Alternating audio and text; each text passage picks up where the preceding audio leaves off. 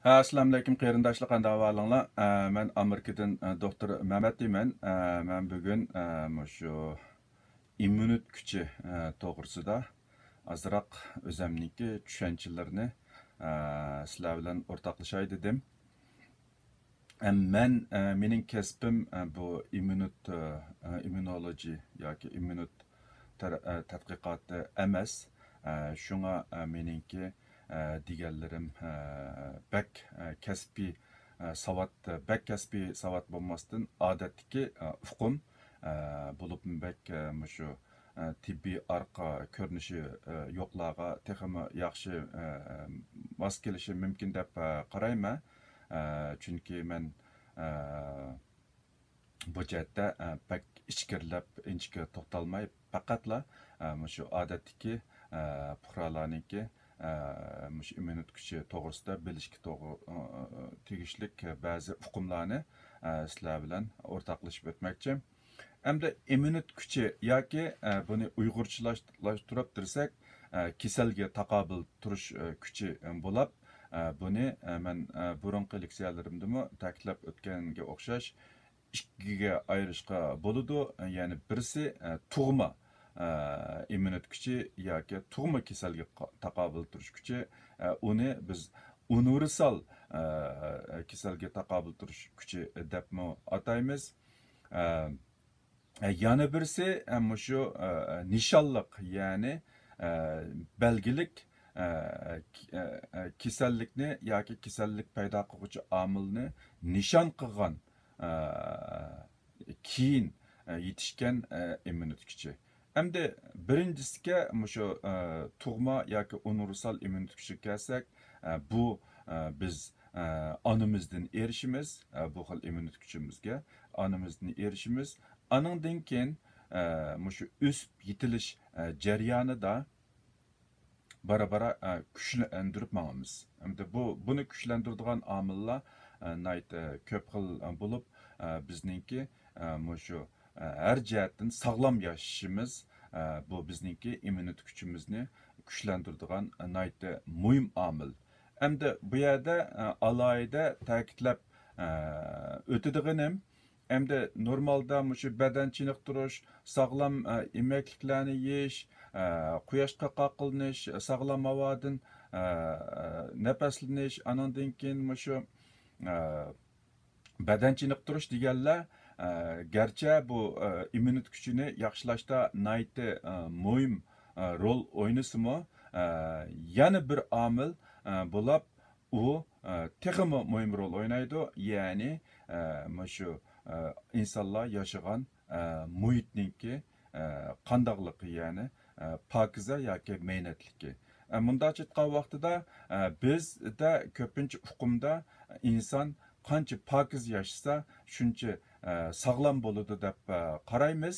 Bu albatta to'g'ri, lekin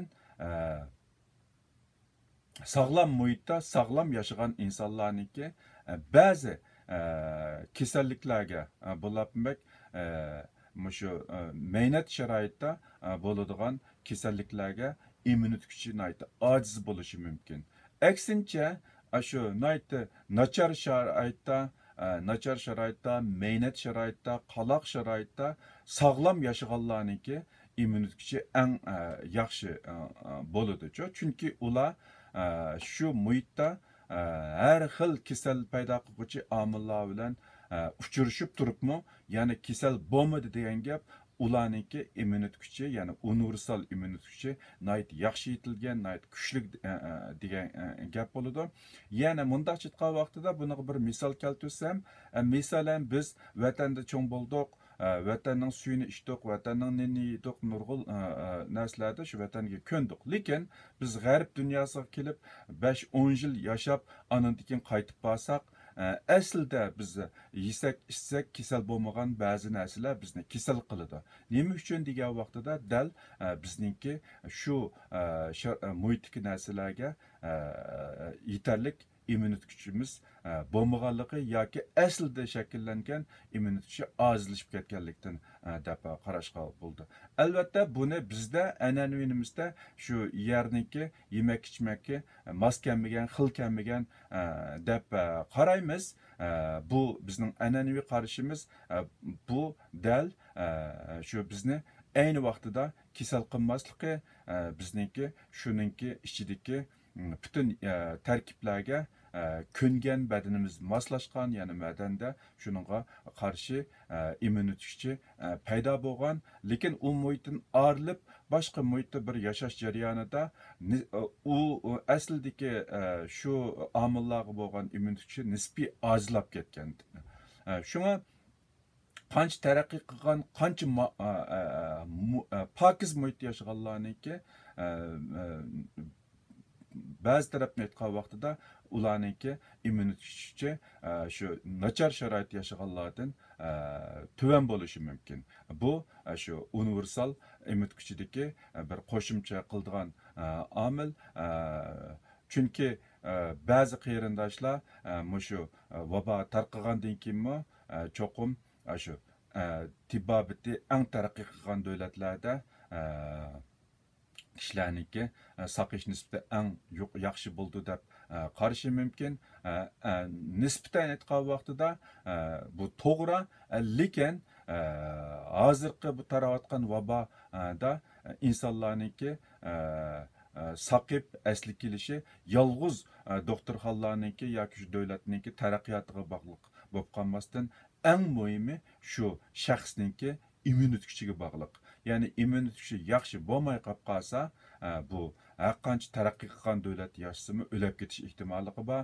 Agar immunitet kuchi yaxshi bo'lib qolsa, bak ig'ir kasalga taraqqiy qilmaylar ekansa, hatto davolash hech qanday davolash ilib bormasimi yaxshi bo'lib ketish ehtimoli bor.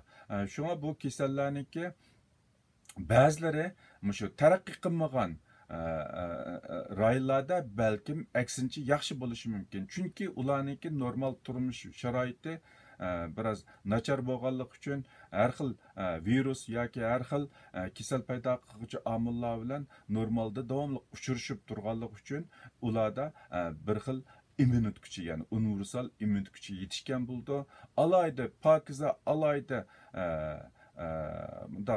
yaxshi sharoitda cho'ng'allarda undaq bakteriya yoki viruslar bilan uchrashish fursati kam bo'lganligi uchun yoki bo'lmaganligi uchun ularniki bu xildagi omillar bo'lgan immunitet kuchi nisbiy tuvan bo'ladi.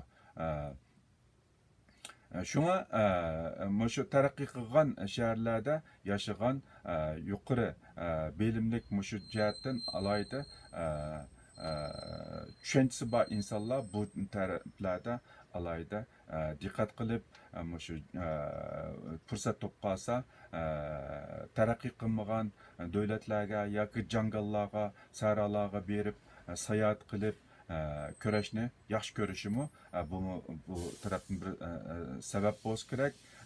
Anondan taraqqiy qilmagan davlatlardagi insonlarning qiziqadigan yeri cho'ng shahar, lekin cho'ng shaharda yashaydiganlarniki qiziqadigan nimasi taraqqiy qilmagan shu rayonlar, jangallar, mushular balkim shu insonlarniki o'zniki maqsadlik ya maqsadsiz holda shu o'xshamagan muhitlarga uchrashib o'zniki badanniki moslashchanligini, ya'ni immunitet kuchini yaxshilashda ko'rsatgan bir tirishchanligi bo'lishi mumkin deb qarayman. Endi ikkinchi shu immunitet kuchiga kelsak, ya'ni u keyin aytilgan nishonliq immunitet kuchi. Bu universal immunitet kuchidan biraz farqli. Chunki bu immunitet kuchiga erishish uchun ya şu kisel paydo qiluvchi omil bilan uchrashish kerak, ya'ni shu kasal bo'lish kerak, yoki shu virus bilan oz-ozdan yuqumlanish kerak, yoki bo'lmasa vaksina udirish kerak. Hamda shu nishonliq immunitet kuchiga erishishniki birdan-bir ikki yo'li, birisi shu virusga yuqumlanish, onun neticesi bir qism adam kasal bo'lishi mumkin, bir qism adam kasal bo'lmasligi mumkin, lekin cho'qim yuqumlanish. İkinci türde ilişki olduğunu birden şu vaksina. Onundan başka bu iki yoldan başka şu nişanlık immunitet gücünü yitildirdiğin başka yol yok. Şuna hazır hem de şu vabadan təltöküz qutuluş üçün insanlar aldı bilen universal immunit gücünü, yani universal yoki tug'ma immunit gücünü taraqqiy qildirish. Yani men yuqorida o'tgandagidek sog'lom turmush odatlarini yetishtirish, shu quyoshga qoqilinish, badan chiniqtirish orqali shu universal immunit gücünü yetildirish. Undan boshqa anandan keyin shu eng muhim bo'lgani yoki vaksina yoki bo'lmasa shu virus bilan yuqumlanish hamda bu virus bilan hamda hozir nurg'un odamlarniki hayotini zomin bo'lib jonni ilib bunday qilayotgan vaqtida biz albatta men cho'qim bu virus bilan yuqumlanaman deb yuqumlanolmaymiz.